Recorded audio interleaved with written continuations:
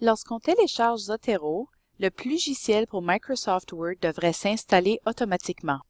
On devrait voir un onglet Zotero dans son Microsoft Word, que ce soit sur Windows ou sur Macintosh. Le logiciel est aussi compatible avec LibreOffice. Une fois dans le document Word, on écrit notre texte. Par exemple, ici, on a une paraphrase à l'écran.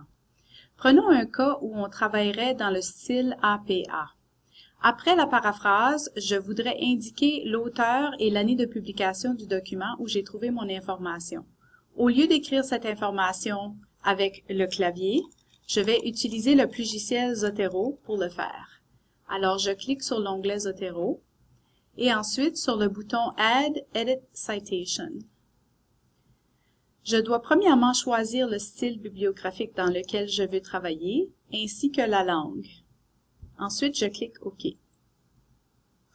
Maintenant, une boîte va apparaître qui va me permettre de chercher pour les noms des auteurs ou les titres des documents en question. Je peux aussi cliquer sur le Z, cliquer sur Vue classique, ce qui va me montrer les différents dossiers qui se trouvent dans mon compte Zotero ainsi que les références qui sont à l'intérieur de ces dossiers. Alors, dans le cas de cette paraphrase, je vais sélectionner le document de Haworth, Methane and the Greenhouse Gas Footprint, et je vais cliquer sur OK. Immédiatement, la référence s'insère dans mon document en respectant le style APA. Dans le cas d'une citation directe ou textuelle où on a reproduit exactement les mots de l'auteur, on voudrait inclure non seulement l'auteur et l'année, mais aussi la page où se trouve la citation en question. Encore une fois, on va utiliser le logiciel pour insérer cette citation. Alors, encore une fois, on clique sur Add Edit Citation, ensuite Vue classique pour aller retrouver la référence voulue. Il s'agit de la référence de Terral.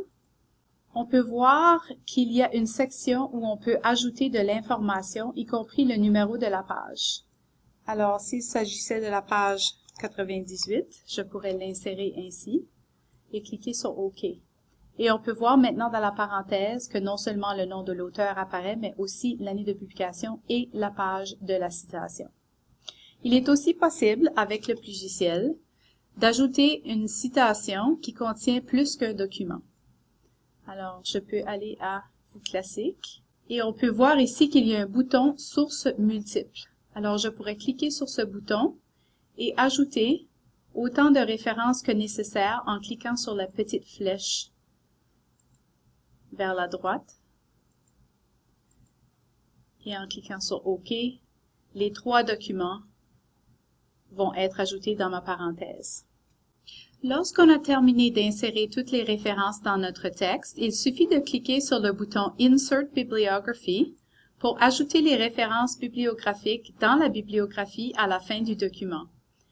Ne pas oublier qu'il est toujours important de vérifier les références et de faire les corrections nécessaires, car les logiciels automatiques font parfois des erreurs lorsqu'ils insèrent des références bibliographiques dans les documents. Consultez la page web de la Bibliothèque Champlain sur la création de bibliographies pour trouver des manuels, des guides et des sites web pour vous aider avec les différents styles bibliographiques.